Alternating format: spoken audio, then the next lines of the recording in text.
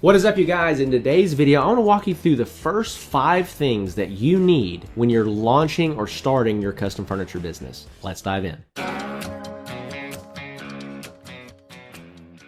All right, welcome back to the channel. Welcome back to the podcast. I'm your host, Vaught, and if you are brand new, you're trying to get started on this journey of launching your custom furniture business, I would love to be one of your guides along the way. A little backstory on me. I started my custom furniture business in my garage in 2017. Had no idea what I was doing. I'll be honest with you. I was a pretty good craftsman, could build stuff, but I did not understand business. And so when I really started studying and learning business principles is when everything changed for me. And I ultimately took that business to over $75,000 per month. In 2023, we did over $900,000 in revenue, while I completely removed myself from the business and then ultimately sold that business for multiple 6 figures. And I help people all across the country build great custom furniture businesses as well. And so if you're here, you're a newbie, you're trying to get started and you're trying to figure out the first 5 things that you need when you're launching your custom furniture business, this is the video for you. And by the way, this is the channel for you. So go ahead and subscribe below. So I'm going to walk you through these 5 things that you need in order to be successful as you get started. Now, as you're getting started launching your custom furniture business, you're probably focusing on tools. You're probably focusing on what you're going to build. You're probably focusing on your shop. You're probably focusing on the numbers and different things. Here's the number one thing that you need to focus on: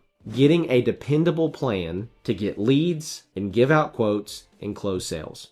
This is the number one thing that you need. This is where I went wrong. I had the Field of Dreams mentality of, okay, I'm going to start building things and posting them. It's going to be so great. Everyone's going to come running to me with their wallets wide open, giving me money, right? My backlog is going to grow. Off to the races we go. That is not what happened, okay? Even though I was building great products, even though I was better than most, I did not have enough exposure. Not enough people knew about me, and I didn't have a plan to get in front of people. So one of the examples I use this language called at bats. You know, in a baseball game, if you want to hit a home run, but you never get a chance to get up to the plate, your chances of hitting a home run are a big giant goose egg. It's 0, right? You're not going to hit any home runs. If you only get to step up to the plate one time, well, that's a lot of pressure to hit a home run if you only get a chance to get up to the plate one time. But if you get to bat 5 or 6 times in a game, your odds of hitting a home run are going to go up dramatically, right? And so it's the same thing inside of your business. When we say hitting a home run is closing a sale, it's getting a deposit on a piece of furniture, well, you need to give yourself a lot more opportunities. And this is where most guys struggle, is they don't have a dependable way to give themselves a lot of opportunities to sell. Okay, so with that, there's 2 different camps that you can fall into, or you can fall into both. You can do organic marketing or paid marketing. Organic marketing is posting on Facebook Marketplace, is posting in Facebook groups, is posting on Craigslist, shaking hands and walking in, introducing yourself to local business owners. These are ways that you can go make money without having to spend any money. Then there's paid marketing, which is where you use platforms like Facebook, Instagram, TikTok, Google, billboards, radio, whatever that might be, where you pay to put your product in front of people. You want to have a good blend of both of these things to drive sales to your business. But this is the number one thing that you need. You don't need to be super freaked out and worried about your logo. You don't need to be worried about all the little things here and there. You need to be worried about, how do I get in front of more people? Put together a dependable plan to get leads and give out a lot of quotes and close sales. All right, the second thing that you need to do is you need to get the bare essentials when it comes to tools. I see a lot of guys that they immediately go and they spend tons of money on a bunch of big extravagant tools. That's not what I'd recommend. You want to be fiscally wise, smart with your money. And so get the bare essentials. What are the bare essentials? A good miter saw, some good drills. You want to get a 12-inch, 12.5-inch, 13-inch planer, some type of sander, maybe a worksite table saw. These are some of the things that are going to get you by and get you started. And then as you have a proven concept and you know this is something that you're invested in, you really want to grow it, then you can start dumping money into nicer, more expensive tools, okay? But get the bare essentials. You don't need to have DeWalt or Festool everything, a saw stop. You don't need to have Powermatic planers and joiners, right? This is stuff that you can grow into over time. But get the bare essentials. Here's the third thing that you need inside of your brand new custom furniture business, and that is to focus on exposure, not on systems. I know you might say, well, Zach, that doesn't make any sense. You talk about systems for your business all the time. Well, that's true, but you need exposure before you need systems. I see guys over-systemize stuff that they don't ever get to use because they don't have any sales, right? They don't have a reason to implement these systems inside of their shop because they don't have any sales. It's not the best product that wins. It's the most known product that wins, okay? So when it comes to your business, exposure and getting in front of people is the number one thing that you need in order to grow. It's more important than anything else. Now, that's not to say that other things aren't important, but this is the number one thing that you need, is that you need to focus on exposure, not on systems, okay? Number 4 is that you need to get some quick wins.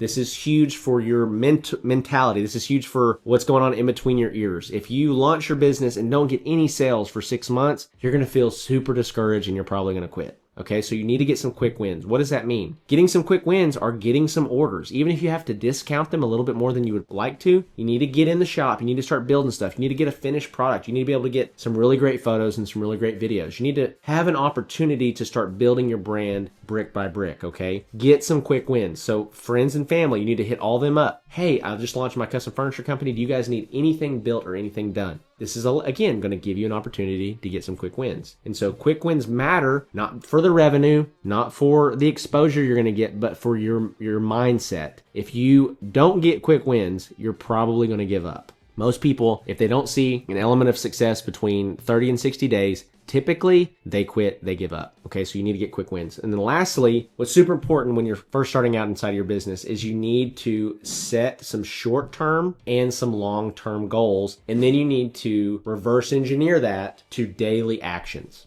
This is one of the biggest problems that I see new business owners making, is they set really big long-term goals. So they're like, man, I want to have a $5 million a year company. Okay, that's awesome. How do you reverse engineer that into daily actions? Because at the end of the day, that's all that really matters. I want to share a quick quote with you that is so true and that really changed my life, and it's this: people do not decide their future. They decide their habits, and their habits decide their future. Why is that so important? Because what you do on a daily basis ultimately will shape and craft your life and your business. And so you have to set some short-term and long-term goals, but then you need to reverse engineer that into daily actions. What do I need to do every day in order to achieve this 30-day goal or this 90-day goal, but also my long-term goals of building wealth or of retiring early or quitting my job or whatever that thing might be for you? The other thing that you need to know is you need to know the math. You need to know, if your goal is to quit your day job, what do you need to make in total revenue in your business in order to do that? What do you need to bring home from the net profits of your business in order to do that? One of the biggest mistakes that I made, and again, I was a total noob, I didn't know anything, was that I was making $6,000 a month at my day job, and I thought, if I can just make $6,000 a month in my furniture business, I can leave my day job. That's not true. You need to make more like $10,000 to $12,000 to $15,000 a month in order to replace that income, because you have cost of material, you have mistakes that you're going to make, you have fuel, you have all these things that are expenses that you haven't factored in yet. Okay, so number 5, super important, is set some short-term and some long-term goals and then reverse engineer those back into daily and weekly activities so that you can hit those goals.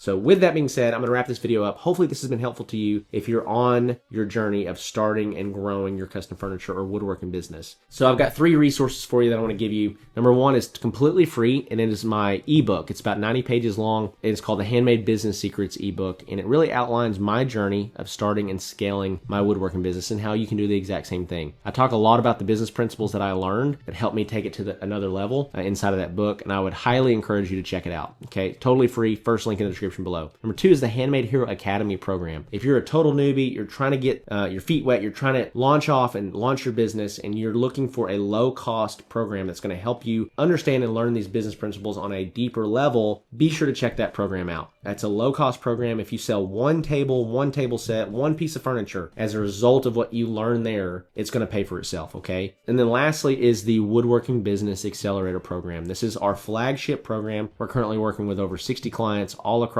North America, helping them grow to $20,000, $30,000, $40,000, $50,000 per month and beyond. Okay, so if that is you and you're dead serious about taking your custom furniture business or your woodworking business to the next level, I would love to connect with you and see if we can help. And so with that being said, if you haven't subscribed yet, what are you doing with your life? You got to make sure that you do that. I just want to let you know I appreciate you. Hope you have a great day. I'll see you in the next video.